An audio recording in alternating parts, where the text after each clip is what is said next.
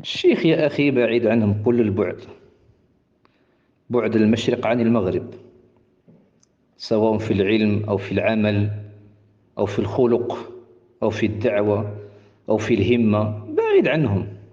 انظر فقط إلى كبير صعافقة الجزائر، الحقد الذي أظهره على أفاضل أهل السنة، سواء علماء أو طلبة علم أو حتى عوام، سواء داخل الجزائر أو خارجها، الذي لا يجد فيه تكأ للانتصار لنفسه وإظهار مكانته مباشرة ينسى مكانته وفضله عليه. انظر إلى الشيخ ربيع حفظه الله لما كان يزكيه، والله ديانة لا أعلم أحدا انتفع به عبد المجيد خارج الجزائر مثل انتفاعه بالشيخ ربيع. انتفع بتزكيته ووسائطه وإحالة الشباب إليه وعقد المجالس له وتوجيهه، بل والله كان يعطيه حتى المال لما لم يجد فيه قوة، لم يجد فيه استجابة في الأحداث السابقة، أظهر حقدا وغلا كبيرين على الشيخ. وأنا أعي ما أقول وأعني ما أقول. مرة يقول ما نزيش نروح ليه مباشرة، نسي خيره وفضله، وهو الذي كان لا إذا نزل واعتمر مباشرة ييمم جهة الشيخ ربيع. ومرة يقول يتمسخر بيا، أعطيه رسائلي يقرأها يقول لي جزاك الله خيرا، وبعدين يقول يحقق 6 من رسائل كتب أهل البدع ولم يعذره، بل جعل مجالسه مثال لمجالس الشر، فكان يقول مجالس فركوس أشر من مجالس ربيع.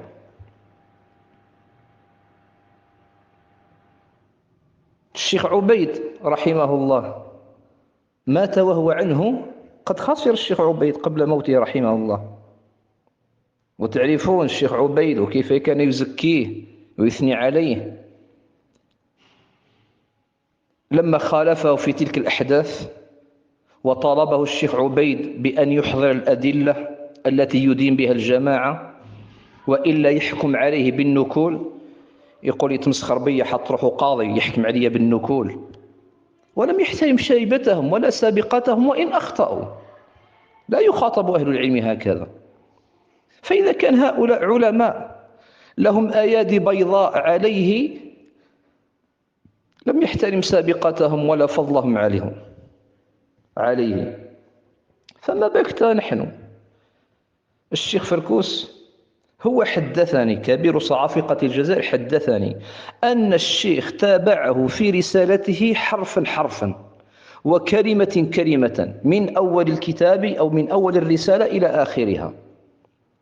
والآن ترون لا أحد حارب الشيخ مثل هذا الحرب التي يتولاها كبير صعافقة الجزائر، ونسي تماما الفضل والخير. لما كان تحت عباءة الشيخ كان يقول لنا لولا الفوزان لقلت أنه أعلم أهل الأرض.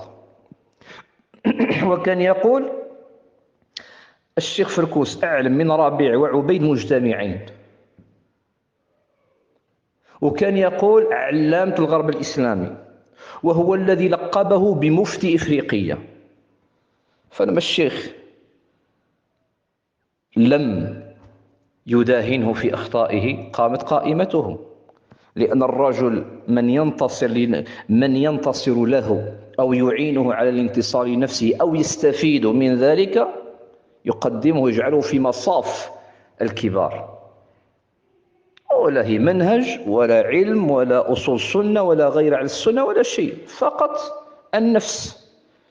وقد خطت يمينه في بعض مؤلفاته الواتسابية قوله سيندم يوم أن فكر في إسقاطي.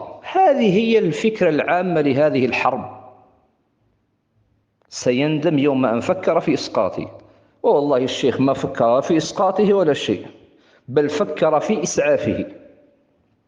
هذا حقده على العلماء، ما بك طلبة العلم أو من لم يعنه في حربه هذه القاذرة.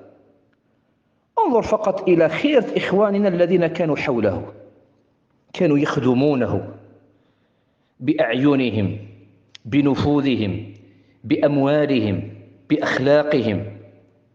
يرفع يده يجدهم أمامه في الشرق وفي الغرب، في الشمال وفي الجنوب، وفي الغالب لا أحد يعرف الآخر. هل تواطؤوا وتواصوا على حربه؟ أبدا. لما دنوا منه ورأوا هذه الأخلاق وهذه الأحقاد التي تخرج منه تركوه، وفقهم الله عز وجل لذلك. خير إخواننا، أبو عبد الله أسامة، أبو أنس إلياس، فوزي، فريد، أبو معاوية عبد الباسط. هذا أبو معاوية عبد الباسط الذي فتح مدرسة الإبانة، فتح له مدرسة الإبانة من أجل الدعوة الله عز وجل، كان يظن ذلك، وكان يعني يسافر معه على نفقته، وكان يفعل ما يفعل من الإحسان إليه، وكان يسوق به سنوات كثيرة. لما ابتعد عنه اتصل بي كبير صعافقة الجزائر ليحذرني منه. تعرف ماذا قال لي؟ قال لي: احذر من عبد الباسط، قد تصعفق. قلت له: من عبد الباسط؟ قال لي: سائق عويسات. مباشرة أنكر أن يكون له به صلة. سائق عويسات، راح الحقبة الأولى تمام، لأن الأخ عبد الباسط كانت عنده علاقة بعبد الغاني عويسات، فلم ينسبه إليه، ولم يقل الأخ الذي معي أو تعرفه معي ولا عبد الباسط اللي تعرفه، قال مباشرة سائق عويسات. وهكذا فعل مع الأخ أسامة لما أرسل له رسالة وقال له: اتق الله وتب إلى الله عز وجل. يقول الشباب السائق تاع نبيل أرسل لي رسالة سيئة جدا. والأخ أسامة له أيادي بيضاء عنه عليه، وكان يرسل له كبير صعافقة الجزائر: والله لا أنسى خيرك أبدا، ولا أنسى فضلك أبدا، جزاك الله خيرا أخي الكريم. ثم أصبح سائق نبيل، وأصبح كذا وكذا إلى غير ذلك. وكلهم كان يقول لهم هذا الكلام. الأخ فوزي تاعنا احنا له أيادي بيضاء عليه لما كان هنا في قسنطينة، حسا ومعنى، العمرات والإحسان إلى غير ذلك، يصعفقه في ثواني. تشابه أسماء فقط، ما اتصل به ولا تثبت ولا نصحه ولا كذا، مباشرة في ثواني معدودات يتصل بقسنطينة يحذر منه، ثم يتبين أنه تشابه أسماء، ولم يتكلم فيه فوزي ولم يطعن فيه إلى غير ذلك. بل أزيدك ولا أطيل عليك في هذا الأمر، بل إن أخلاقه حتى مع أتباعه فيها حقد وفيها حسد وفيها ما فيها. إذا كان أول أتباعهم وعلى رأسهم الملبس كان يقول لي: والله لا يجمعني به سقف، وكل ما يهضر يباصينا، وتمنيت أن يكون مع الجماعة.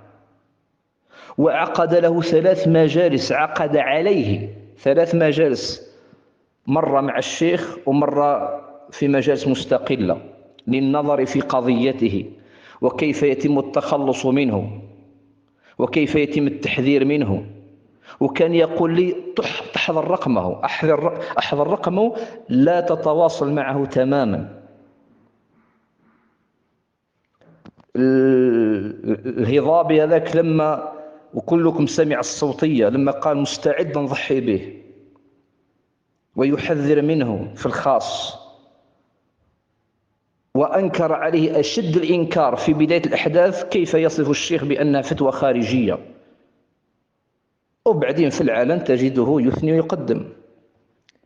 يصف زعيمه المزعوم ويقول لي: لا بد للعالم من سفيه يدافع عنه، يعرف أنه سفيه ويصفه بالسفيه، ثم يغش السلفيين ويقدمه لهم على أساس أنه زعيم وعلى أساس أنه كذا كذا. هذه أخلاقه مع العلماء أو طلبة العلم أو العوام، بل حتى مع الموافق. لا يستأنس ولا يأمن إلا نفسه. نسأل الله عز وجل العفو والعافية. هذا الذي أقوله لك والله أعلم. هذا بغض النظر عن كذبه ببنانه ولسانه، وقد سمعه الجميع يقول أنا أب المعارض، فلا تكاد تميز بين كذبه وصدقه وتوريته. وأيضا كم سعى في التفريق بين الأحبة، وقد فرق بين الشيخين الكبيرين ربيع بن هادي عمير المدخلي محمد علي فركوس حفظهما الله تبارك وتعالى، وكانت بينهما مودة كبيرة واحترام كبير متبادل. فكان الشيخ ربيع جزاه الله خيرا في الأحداث السابقة يحيل على الشيخ فركوس للحكم بين الأطراف، ويقول اذهبوا للشيخ فركوس يحكم بينكم. هذا الأمر لا يساعد كبير صعافقتنا، فسعى وتكلم باسم الشيخ فركوس، ورد باسم الشيخ فركوس كل دعوة للإصلاح أو الاجتماع أو غير ذلك، فاستطاع أن ينقل باسم الشيخ فركوس الشيخ فركوس من كونه حكم بين الأطراف إلى كونه طرفا في القضية، مثل ما فعل أيام عبد الحميد العربي. كان خلاف بينه وبين عبد الحميد العربي، وبدأ عبد الحميد العربي يرد عليه، وكتب عبد المجيد 6 مقالات لم يستطع أن يسكته، ثم ذهب إلى مجمع الإصلاح وانتقل من هذا إلى هذا، واستخرج منهم البيان في عبد الحميد العربي، ثم انسل من هذا القضية وأصبح عبد الحميد العربي يتكلم في الشيخ فركوس ونسى قضيته مع عبد المجيد. من أخلاقه أنه يوغر صدور السلفيين بعضهم على بعض، وكم أوغر صدور الطلبة على الشيخ فركوس.